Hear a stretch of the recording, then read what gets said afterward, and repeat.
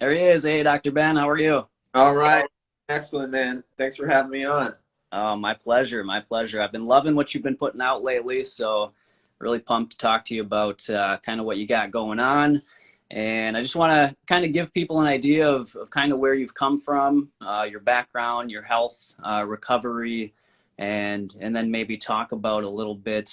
We'll get into some of the what you're seeing as far as medical freedoms and kind of the activism that you're doing on that front, and hopefully inspire people out there to, really take charge of their health and not, let fear drive them in a direction they don't want to go. Awesome. Okay. Yeah. Cool. All right. So yeah, you have a chiropractic practice in Arizona. Can you talk a little bit about? I guess first let's go over your health history and kind of how you overcame autoimmune issues.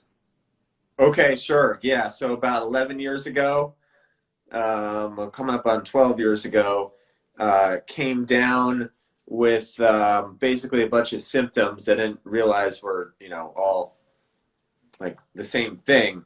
But I was just pretty much a normal guy working a normal office job in my late 20s and started coming down with really bad digestive issues, really bad skin issues, really bad fatigue issues, really bad chronic pain issues that were, I was not overweight or anything, and was pretty much, it hit me out of nowhere. I was, living the standard American lifestyle and starting to get the standard American results. Yeah. And so kind of, was not hip to any of this health stuff and just started going to, seeing my doctor because I had health insurance. And they go, oh, okay. Oh, you got skin issues? Let's send you to the dermatologist. Oh, you got stomach issues? Let's send you to the gastroenterologist. You got chronic pain issues? We're going to send you to the rheumatologist. And it was like I was going and seeing a bunch of different specialists, and each one of them is like working me up and checking my blood work and saying, oh, you know what, everything looks fine. There's nothing wrong with you. And kind of went through this whole kind of dog and pony show for about 6-7 months of just like, well, I guess I got to go to this doctor now. They referred me to this one, and Yeah. everything's coming out Millhouse. Like they have no answers for me. And so eventually I just like, I get frustrated with it because my health just continued to decline, like really bad, like chronic fatigue to the point where, I would just sleep all weekend and I would sustain myself with energy drinks during the work week. And I was taking just like tons of like Pepto-Bismol and all kinds of over-the-counter stuff for my stomach always hurting, and it was just kind of a mess. And eventually I was just like, okay, I'm getting nowhere doing this and I got to figure this out. And I really like did not have any sense of what I was doing, but just started massively self-educating, massively self-experimenting. And that's where I kind of eventually backdoored into fruits and vegetables and smoothies and raw foods. But it was kind of a circuitous path. I really didn't know. I had no intention of any of this stuff, but it just sort of like I just kept trying stuff till I found something that could work. Yeah. And so what was pretty crazy was I was really just wanting to eat food that like wouldn't hurt my digestion. And then when I really got things dialed in, it was like all my other issues started disappearing that I kind of just chalked up to like I was old at 28 or whatever. And so that's when and then I started just kept improving, right? Like it was like, okay, chronic pain went away, skin cleared up, digestive issues went away, more, fatigue went away, but also like, whoa, I have more energy than I did before. Like, and it just kept going up, and there didn't seem to be like an upper limit. Like I experienced this kind of new life that I had not bargained for, but I definitely welcomed. Right. And that got me more and more excited about it. And, got me, evangelical. Of course, none of my friends or family wanted to hear about it, even though, like, to me, it was like I was feeling fantastic, and so that just led to health became my hobby, and then eventually it became my profession because I was just so passionate about it.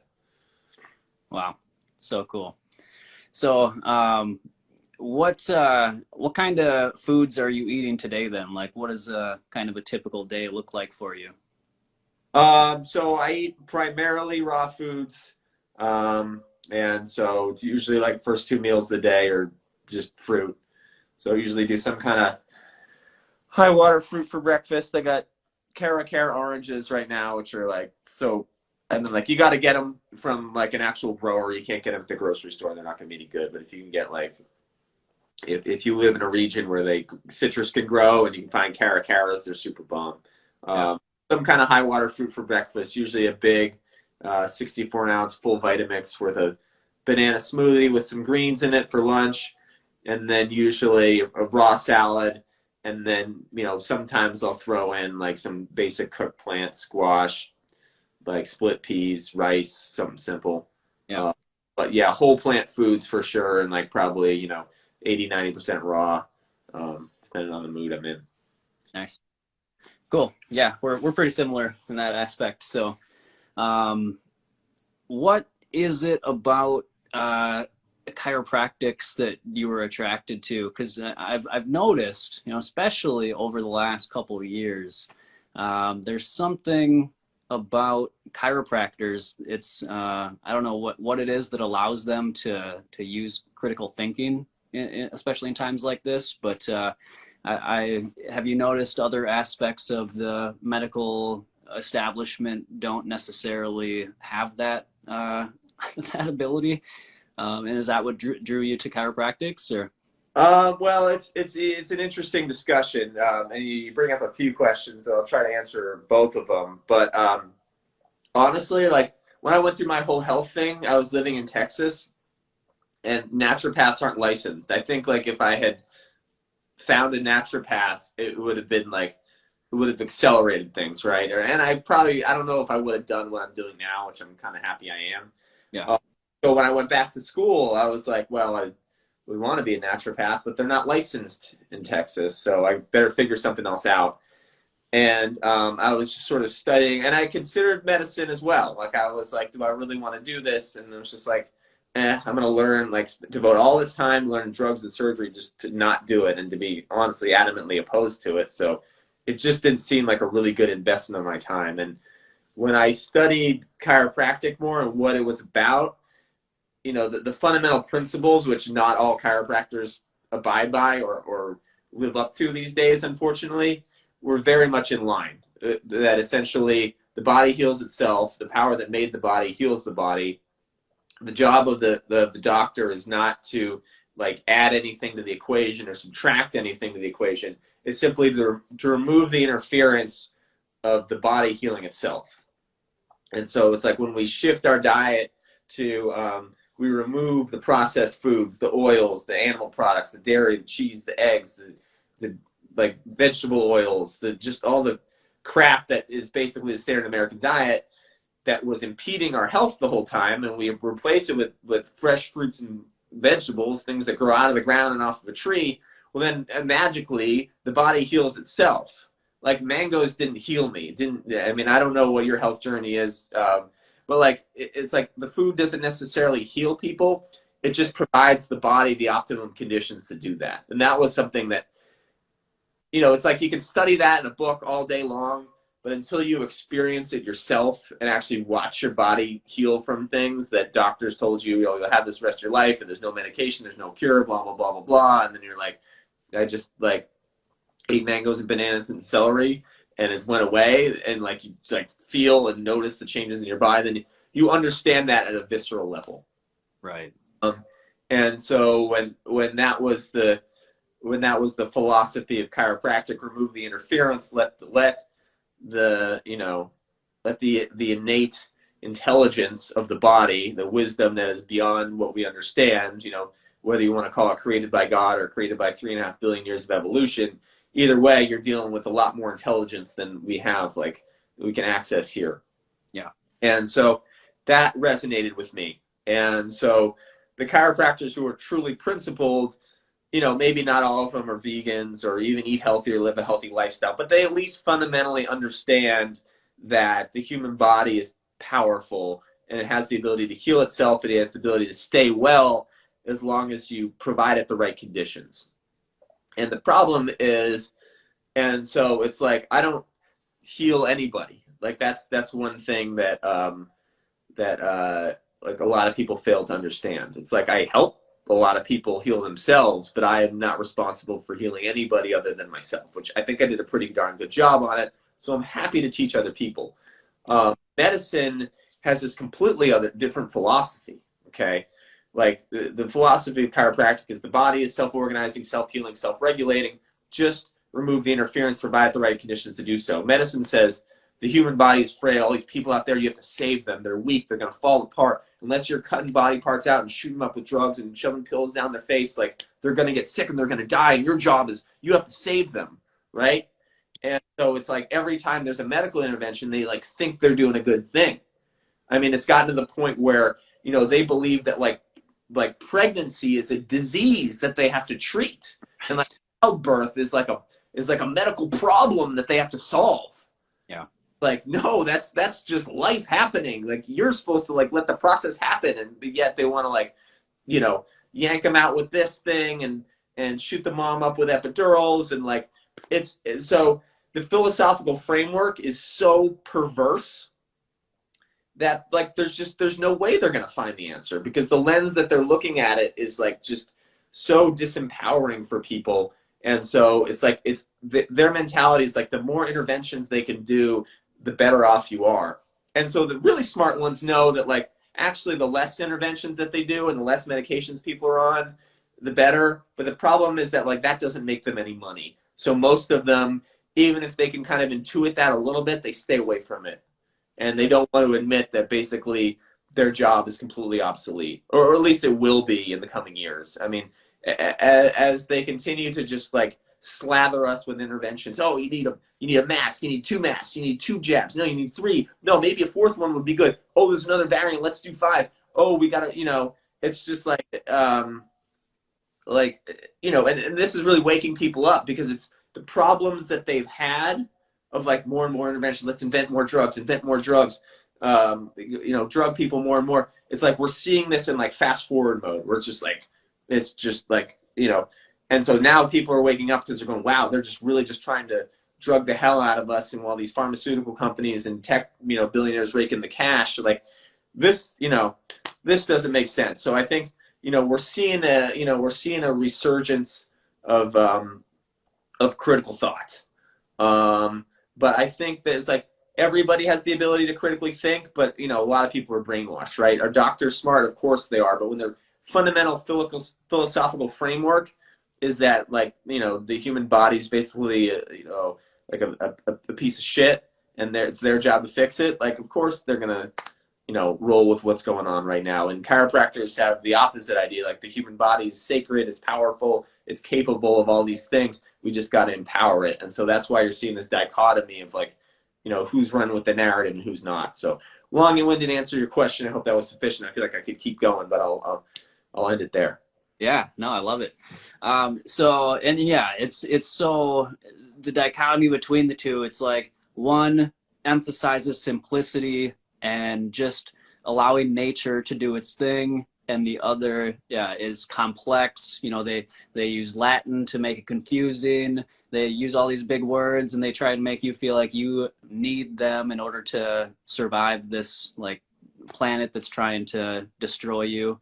When, I mean, you look around and, you know, we're the only species that's running with our, you know, acting like the world's out to get us. Every other creature on the planet's in line with nature and just having a good time, you know, for the most part. Then we you know, we kind of get stuck in this complexity mindset, and we try and overcomplicate things. And yeah, that typically ends up getting us into trouble. So I'm curious. So would you say there's pretty much a blueprint? I know you have your autoimmunity blueprint for recovering from autoimmune. You know, if somebody were, you know, regardless of what somebody was dealing with, do you think that blueprint could help them, you know, regardless of the state that their body's in?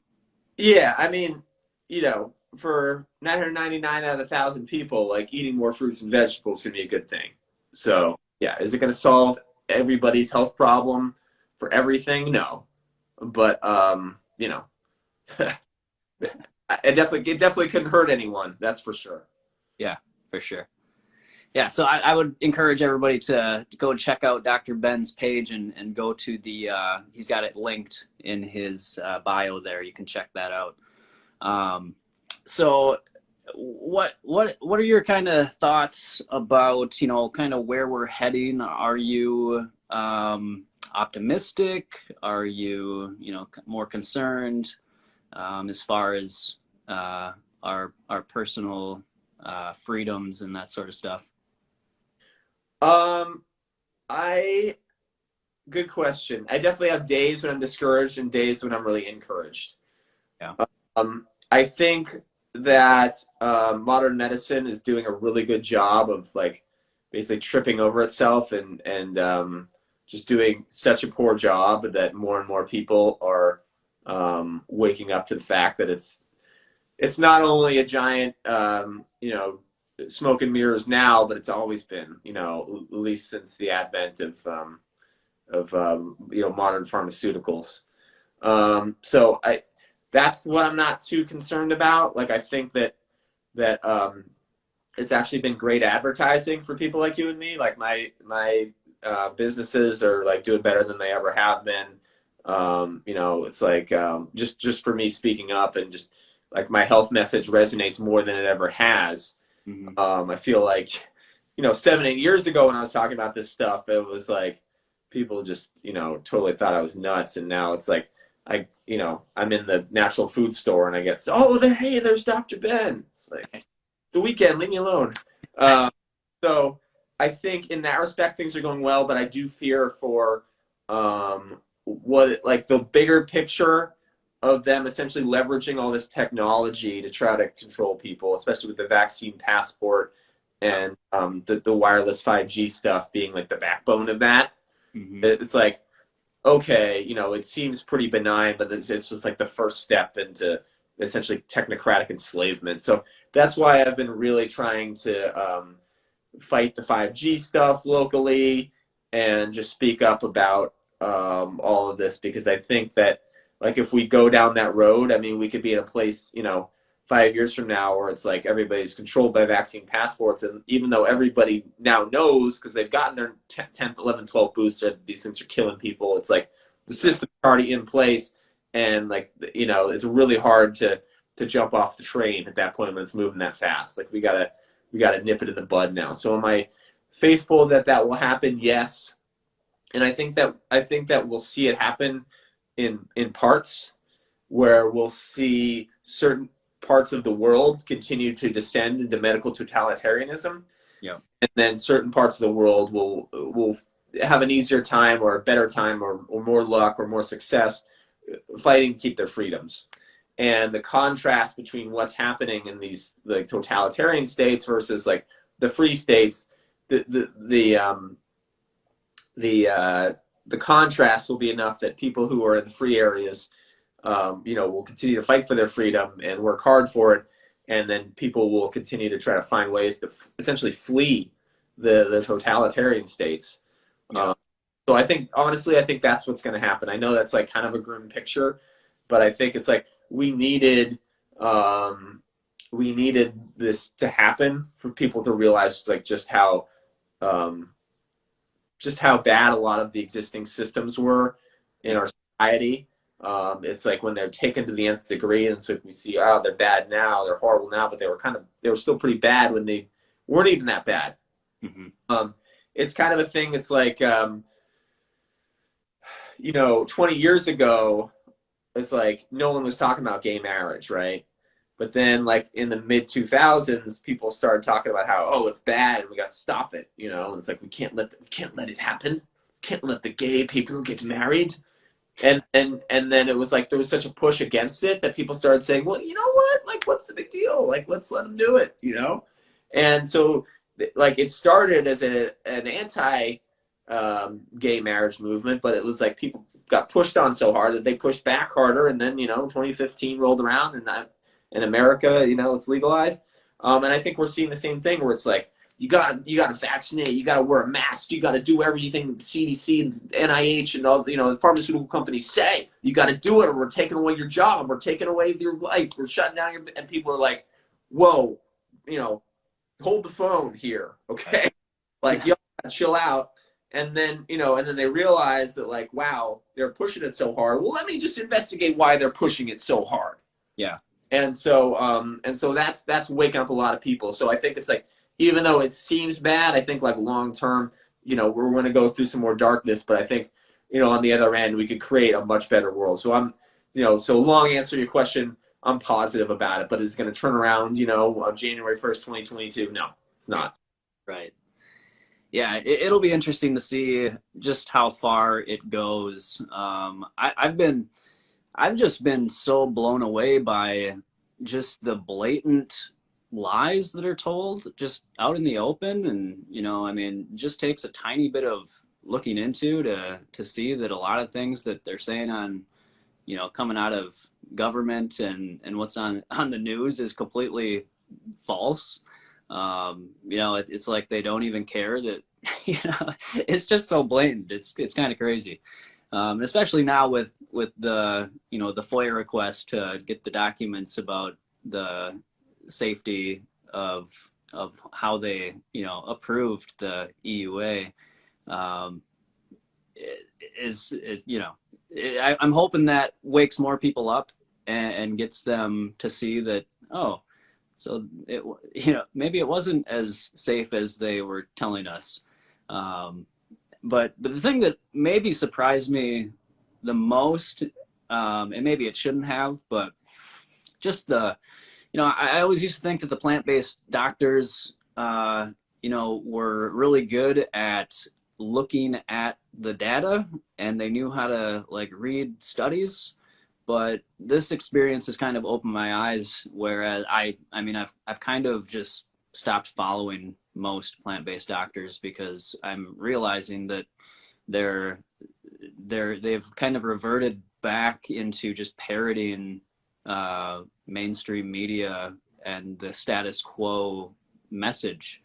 Has that surprised you at all?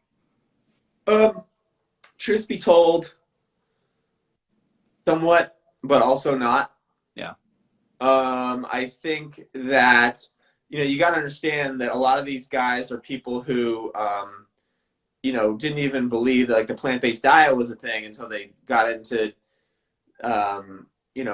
medicine and stumbled, for whatever reason came across it, usually like anecdotally, usually they had their own health issues or they saw patients get better with it. It wasn't like, well, I was diligently, objectively reading the research as I always do and critically thinking about everything, and I came across this information. I mean, they want to sell it to you that way, right? But, like, no, it's like, obviously you don't. Right. And so, they like, food is medicine, right? Like, they say this, like, food is medicine. It's like, no, okay, you don't get to, food is food. It's been around longer than your profession has, or your drugs have, or you have. You don't get to, like, take credit for that. Like, they want to take credit for everything that works, and then if it doesn't work, oh, it's because all these people are having heart attacks now because of climate change and marijuana. Yeah. So, are there some good ones out there? Yeah, absolutely. But Yeah. a lot of them, still fundamentally believe that the human body is a lemon and that they're the saviors and that they have to save everybody. And they want, they're in it not really for helping people, but more for, like, the notoriety and the status, unfortunately. Right. So, no, it doesn't surprise me. Does it frustrate me to no end? Of course. A lot of people that I respected, I have signed copies of their books sitting on my bookshelf, and I'm like, well, the information in this is good, but, I don't really need to do anything else. So, yeah, it's been upsetting. Yeah. And I think, a lot of them, they're under a lot of duress from their colleagues who are like, it's like, you better group think with us or you're out of your job at the hospital. Yeah. Really have no way of, like, there's still, like, basically cutting and drugging people to make money at their day job. And like they can write a book about nutrition, talk about it, but it's really not how they make their income. So they're jeopardizing their entire livelihood by stepping up and speaking out. And so like cognitive dissonance wise, they don't want to do it. Right. Yeah, for sure. So what, kind of want to give people some solutions and just kind of help them out if they're feeling like, the world is ending. I guess first, let's start off with more the health side. What would you say if somebody, is dealing with any sort of health issues? What, you have like 3 tips on priorities that people should look at to start moving their health in the right direction? Yeah, sure. I mean, I feel like we can give some real trite information, and some of it sounds common sense, but it's like, I can tell you this stuff and you can go, oh, that makes sense, and then not go out and implement it and you won't get results, right? Yeah. But I would say like, eat more fruits and vegetables and less junk food. Like you should, like, it should be pretty obvious. Like if it comes in a package or it's, like if it grows out of the ground or off of a tree, it's health food. If it doesn't, it's probably not. So just eat the health food and less of the other stuff. Ideally, completely cut out the junk altogether, but do the best you can. Find some sort of movement, exercise that you enjoy. I like the term fun gets done. So, if you liked playing basketball as a kid, get back and playing basketball. If working out at a gym actually sounds fun to you, do that. But if it doesn't, don't do it. Yeah. So find some sort of means of moving your body. And then the third thing would be, get to bed earlier, wake up earlier, and don't, it's like, get your sleep, because that's going to be, it's going to help your physical health as well as your mental health. So if you're staying up late at night every night, like swiping on glowing rectangles, like pressing this and pressing that on these screens that we got, like your health's in for some trouble. So find something else to do, read a book, play an instrument, go for a walk, do something else before bed. So I think that's 3 things. Yeah, right on. Cool. So what about if we shift over back to like the personal freedoms? I mean, do you have any tips on how people can, just kind of navigate their, whether it's family that, if they're kind of in line with our thinking, this person, and their family isn't, or they go to a store and, people give them a hard time. Do you have any tips on how to deal with those sorts of things? I would just say have compassion for other people. Like they're just doing what they think is right and what they've been brainwashed to believe. So you don't need to get too contentious. Mm-hmm. Like, I don't wear a mask, but I'm super nice to everybody. Yeah. In places where people are masking a lot, and I just don't comply, but I don't do it, to be obnoxious about it. I just do it. And I think that there's, you see all these people, other people complying, and a lot of them are on the fence like you, and they're scared to speak up. And it's like, hey, I thought I was going to be this example where people will say, well, I believe what Dr. Ben says. It's like, I'm really just still some guy, So consider this a challenge that the universe is asking you to step up to, that like you've got to be a leader. As much as you may not feel that you're ready, or why didn't they pick somebody else or whatever, it's like, this is the most trying time of our generation, of our lifetime.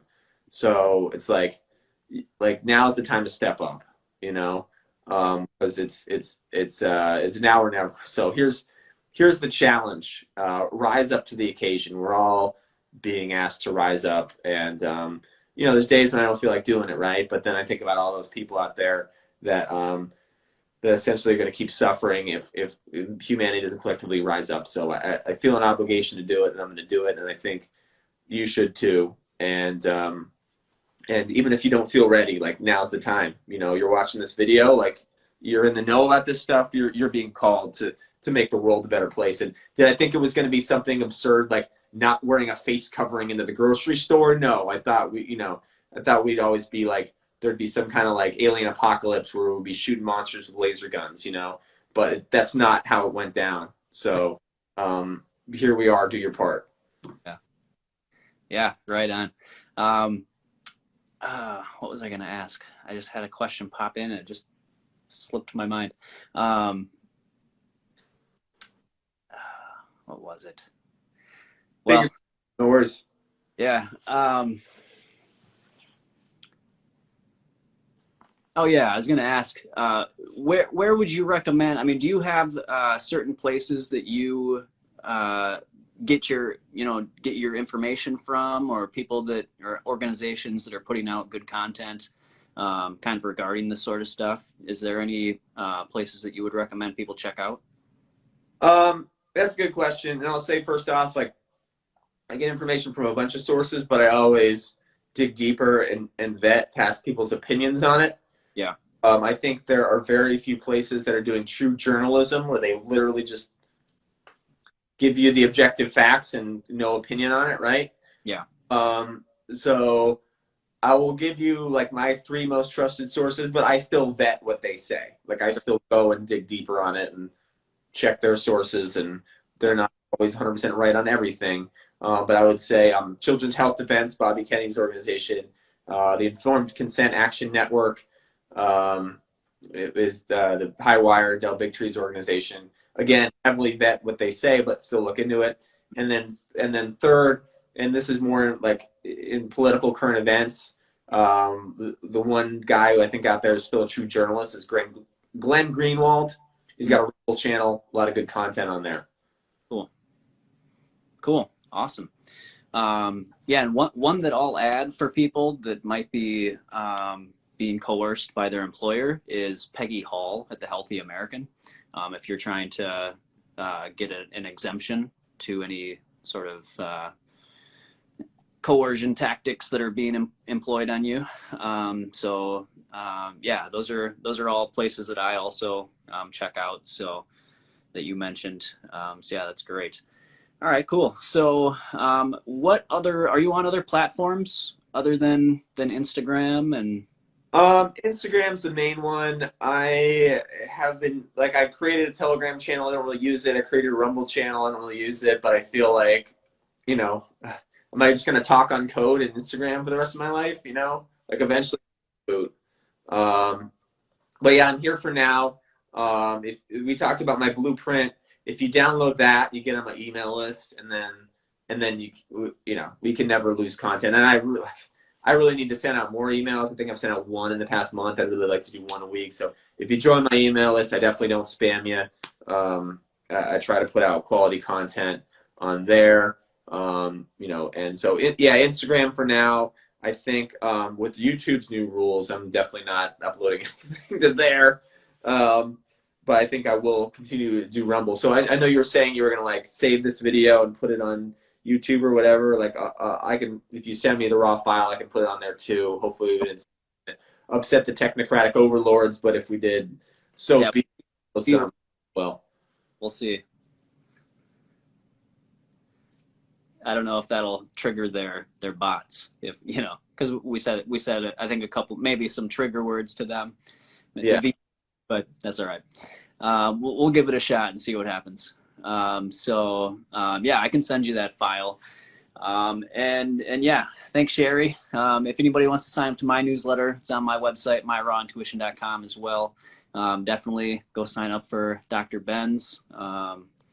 And yeah, I think we covered pretty much everything that I kind of had envisioned. So thank you so much for taking time out of your day and sharing your inspirational work with us, and just the knowledge and wisdom that you've gathered over your healing journey and through your practice and all that. So thanks a lot. Yeah, thanks for having me. Thanks for inviting me on. I'll have you back anytime. All right, awesome. Sounds good. Thanks a lot. Thanks everybody for joining, and we will catch you next time. All right, take it easy. Thanks, Matt.